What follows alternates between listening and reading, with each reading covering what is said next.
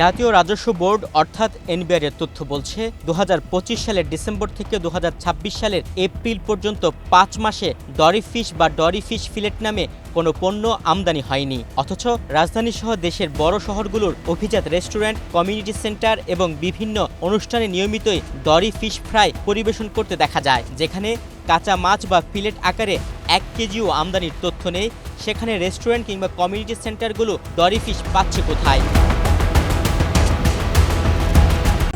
এভাবেই কোটি কোটি মানুষের ঘরে দেশ জুড়ে ফ্রিজ একটাই, ওয়ালটন।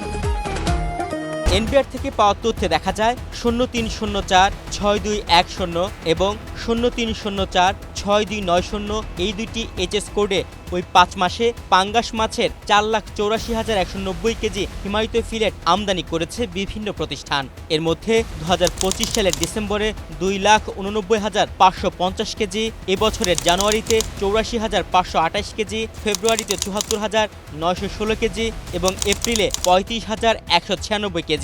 আর মার্চ মাসে কোনো মাছ আমদানি হয়নি। দেশে পাঙ্গাস মাছের চামড়া ছাড়িয়ে কেমিক্যাল দিয়ে কিভাবে ডরি ফিশে রূপান্তর করা হচ্ছে, কয়েক মাস আগে বাংলাদেশ প্রতিদিনের একটি প্রামাণ্য প্রতিবেদনে আমরা তা তুলে ধরেছিলাম। সরেজমিন তুলে ধরেছিলাম ঢাকার কারওয়ান বাজারের কিচেন মার্কেটে পাঙ্গাস মাছ কেটে ডরি ফিশ নামে প্রক্রিয়াজাত করার চিত্র।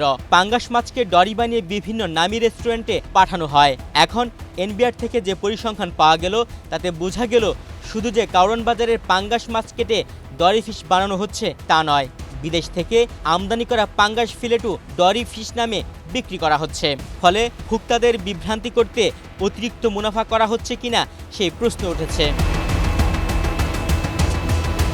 ডরি ফিশের পরিচয় নিয়ে বিভ্রান্তির বিষয়টি যাচাই করতে আমরা বেশ কয়েকটি আমদানিকারক প্রতিষ্ঠানের ফিলেটের প্যাকেট সংগ্রহ করি। প্যাকেটের গায়ে বড় অক্ষরে লেখা ডরি বাসা ফিশ ফিলেট, কিন্তু উপাদানের জায়গায় স্পষ্ট উল্লেখ করা হয়েছে পাঙ্গাসিয়াস ফিশ, অর্থাৎ পণ্যটি পাঙ্গাস মাছের ফিলেট।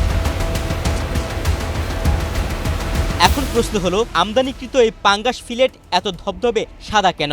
অভিজ্ঞ আমদানিকারক ও ব্যবসায়ীরা বলছেন প্রক্রিয়াজাতকরণের সময় বিভিন্ন রাসায়নিক ব্যবহার করা হয় যাতে ফিলেট দেখতে আকর্ষণীয় হয়। তবে সেই রাসায়নিকের মাত্রা এবং স্বাস্থ্য ঝুঁকি নিয়ে রয়েছে নানা প্রশ্ন। আমরা যেটা R&D সময় সাদা করার চেষ্টা করেছি, সাদা হয়েছে। এবং আপনি যদি একটু এটা নিয়ে একটু গবেষণাও করেন তাহলে দেখবেন যে সাদা স্বাস্থ্যসম্মতভাবে ব্লিচ ইউজ করে সাদা করা সম্ভব না। সাদা করা যায়, অনেকভাবে করা যায়। মাছের মধ্যে আরও পানি ইনজেক্ট করে, মাসালে ইনজেক্ট করে এটা করা যায়। একটু কেমিক্যাল ওয়াশ বেশি করে করলে করা যায়, কিন্তু যতটুকু অতিরিক্ত করার ফলাফলটাতে ওখানে ওই যে পানি চলে যাবে বেশি, মাছের প্রোটিনের পরিমাণ কমে যাবে।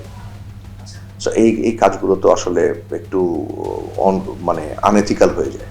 রেস্টুরেন্টের মেনুতে নাম ডরি ফিশ, কিন্তু আমদানি নথিতে পাঙ্গাস, প্যাকেটেও লেখা পাঙ্গাস। তাহলে ভোক্তা কি সঠিক তথ্য জেনে খাবার কিনছেন, নাকি পরিচিত একটি নাম ব্যবহার করে ভিন্ন মাছ পরিবেশন করা হচ্ছে? এই প্রশ্নের উত্তর খুঁজে বের করাই এখন সময়ের দাবি।